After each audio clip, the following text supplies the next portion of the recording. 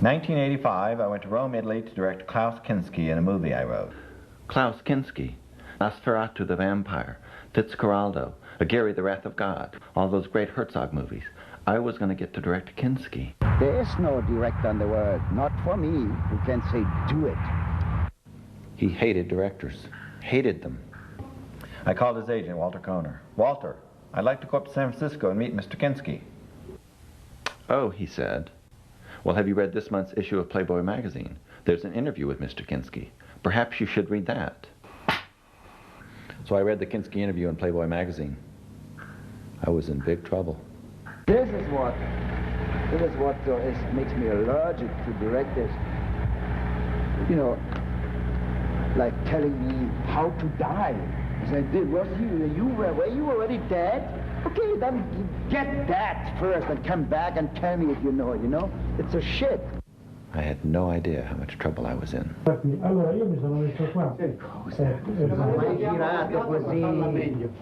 After the first 3 days of shooting, Mr. Kinski had started 6 fistfights with my crew. I'm here, not here. That's easy. But I'm here. If I'm here, they have my shoulder in, that's for sure. After the first 3 days of shooting, we were 2 days behind schedule. After the first 3 days of shooting, the Italian producer and I decided we had to replace Mr. Kinski. It wasn't working out. It was all okay before. I don't know what the point is. They just said she didn't turn around. And then they messed the whole thing up, It was okay. We called the American producer and broke the news. Mr. Kinski has to go. Bummer, he said. An hour later, the American producer called back. The distribution company, which was paying for our film, insisted we keep Mr. Kinski. His name had marquee value.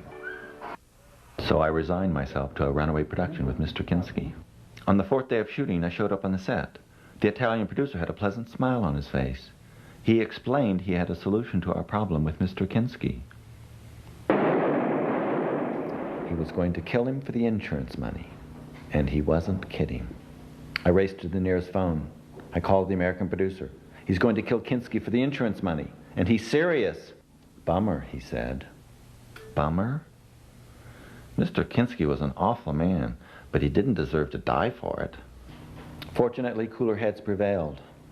We were not going to kill Mr. Kinski for the insurance money. We were going to bite the bullet. In a funny sort of way, I felt I had saved Mr. Kinski's life, and he owed me. Right? Right. On the 5th day, Walter Kohner found out I had recommended firing Mr. Kinski, and so informed his client. On the 5th day, Mr. Kinski declared war on me. I know when I was wrong, all right. I knew it was right. He began with a full frontal assault. We were halfway through the day. The AD called for sound, speed, camera, rolling, and he turned to me and I said, "And action." And there was this scream. I look over and see Mr. Kinski with his head between his hands screaming, "Action, action, action." I've made over 200 movies and directors are always saying action. And I looked at Kinski and he pointed this finger at me. There's Moses on the mount. There's Moses in that picture. There's Moses' finger. He pointed it at me and he said, "Don't say action." Action. All right, Klaus, what would you like me to say?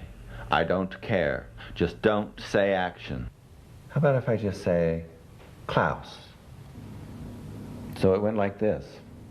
Roll sound, speed, roll camera, rolling, and Klaus, and the scene began.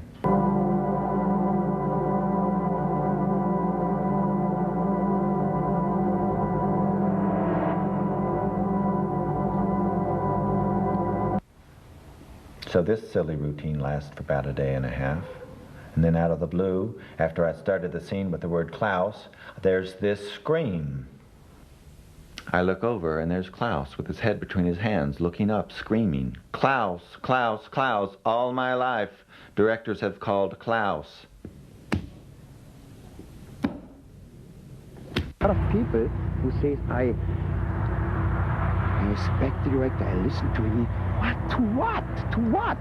What, do you want to teach me to breathe or what? I'm not blind, I don't need a dog to cross the street. What the fuck does all this mean?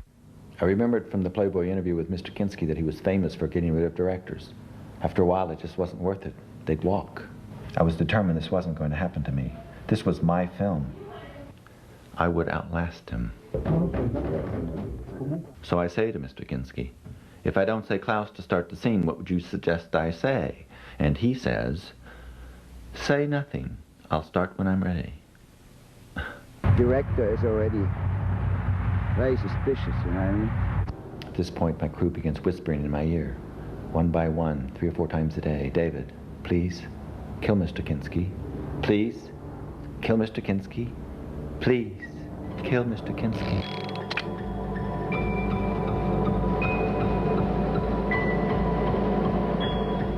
We were headed for the home stretch, and it looked like I was going to survive Mr. Kinski. But the little prick wasn't finished with me yet. Everything's going along fine. We're shooting this scene. It ends, and I say the only word left to me as the director. I say, cut. And there's this scream. I look over, and there he is with his head between his hands, looking up, screaming, cut, cut, cut. I've made over 200 movies, and directors are always saying cut. And he points that Moses finger at me, and he says, don't say cut. I always said I don't need to be fucked in my ass by Pasolini or Visconti to appear on the screen, because I can't appear on the screen without being fucked in my ass. And if I want to be fucked in my ass, then it's me who decides. But I don't have to be fucked by a director on my ass to appear on the screen. You know what I mean? Okay, Klaus, what would you like me to say? And Klaus says, say nothing. I'll stop when I'm finished. My crew implores me, no longer whispering in my ear, but muttering out loud within earshot of the monster himself, please, kill Mr. Kinski. But I wasn't going to kill Mr. Kinski, even if I wanted to.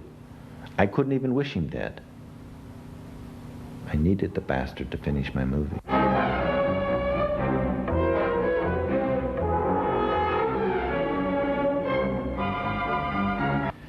A few years later, I get this phone call. Mr. Kinski had died, and they quoted me in his obituary, confirming that he had a reputation as being difficult with directors. At first, I felt awful. You die, and your obituary should list your accomplishments. And here I was trashing the man. And then I remembered what a mean bastard he'd been to me. This was just karma, biting him in the ass.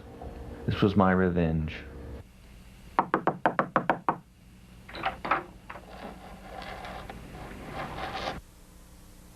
I came to see about the vacant apartment.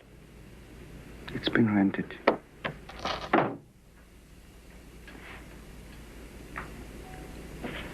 Creep. But you know what I really wish? I wish his obituary had quoted me saying what a compelling actor he was, how great he was to watch. He really was great to watch. Klaus Kinski. I'm the only free man on this train. The rest of you are